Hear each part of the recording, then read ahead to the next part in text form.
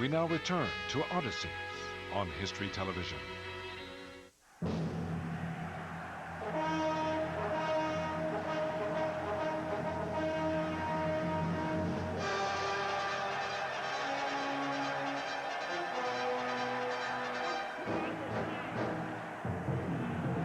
A little over 2 decades later, a continent away, the seeds of a new world war were being sown. By 1939, the German Navy was on the warpath. Some observers believed they already had several armed submarines ready for action in the depths of the Atlantic.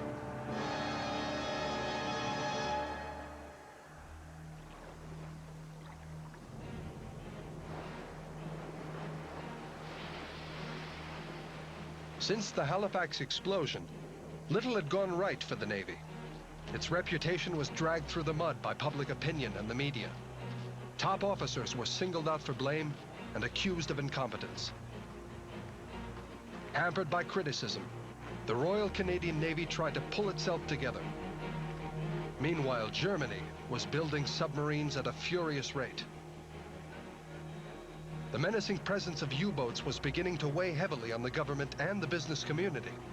1/5 of the entire country's wealth was transported on ocean-going freighters, ships that traveled without protection through the packs of submarines.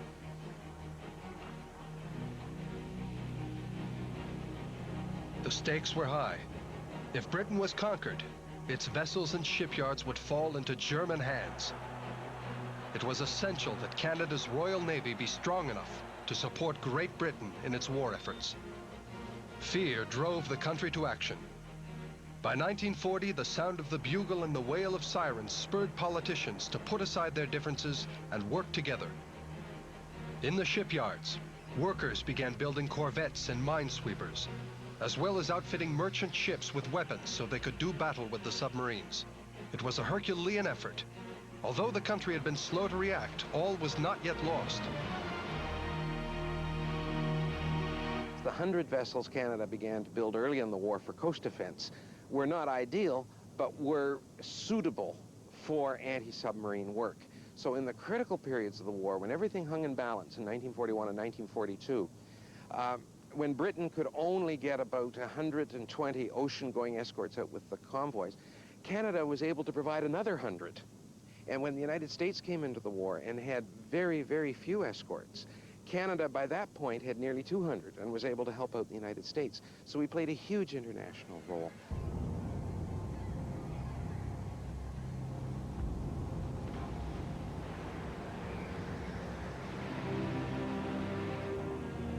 By 1940, on ships across the Atlantic, every man was at his post, silent and ready for action.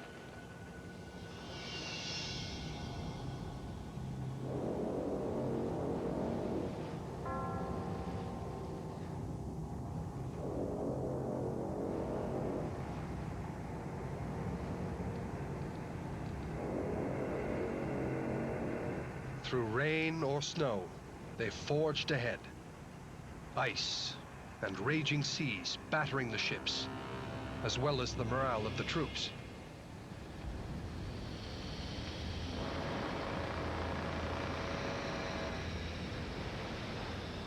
On the North Atlantic, Canadians lived 1 hour at a time. Lives depended on the weather, the sea, the ship's engines, and enemy boats. Each man knew his role was critical. They lived in a state of constant alert.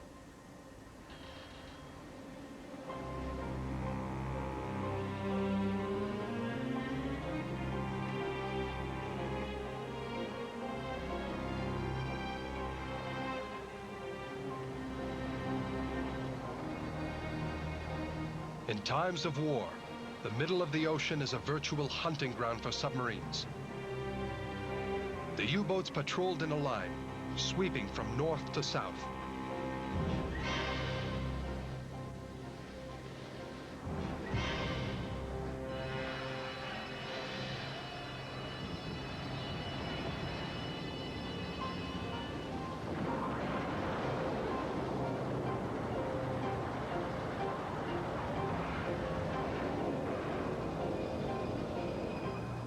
U-boats attacked in packs like wolves. In this way, they could sink up to 4 vessels at once.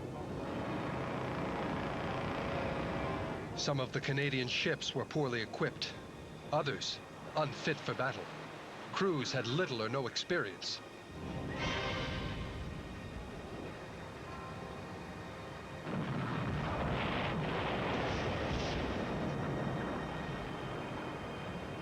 Every loss was a painful reminder that the Royal Canadian Navy was still in development.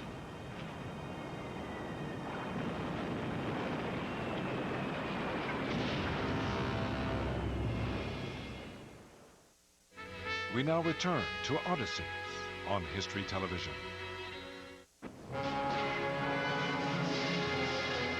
By exercising continuous pressure on the German U-boats, the Royal Canadian Navy succeeded in protecting its convoys.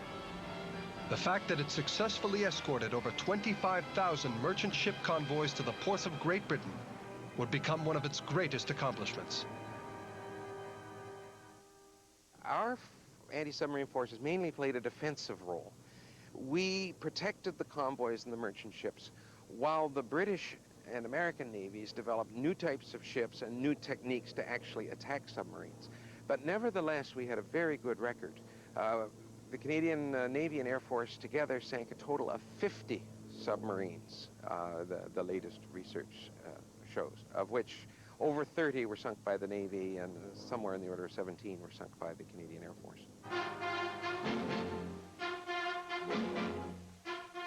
One incredible fact remains.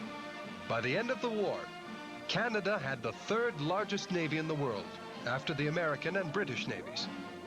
Considering the divisive and complex politics of the time, it was remarkable that such a miracle could have been accomplished. The end of World War II marked the end of the golden age for the Navy.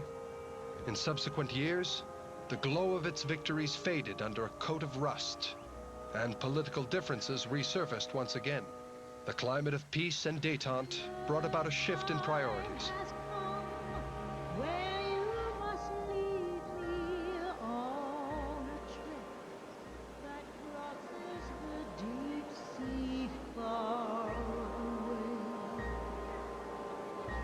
So, darling, I must say, just please take care of yourself and come back to me, my sweetheart. After Canada signed the North Atlantic Treaty in 1949, its needs for naval power decreased. The treaty, which created an alliance of 12 countries, meant that the Canadian government could ensure the safety of its citizens with the strength of its existing fleet. Throughout its history, the Canadian Navy has been heavily influenced by politics. But the Navy's most significant battles were those fought at sea, far from the comfort of the House of Commons. Oh, I will think of you every morning, and I will pray for you each night, and wait till the day comes dawning. Beyond all the absurdities of war lies the courage of thousands of men. Out on the great seas, braving the dangers far from the politicians and military strategists, the seamen valiantly accomplished their duties. The history of the Navy is also their story.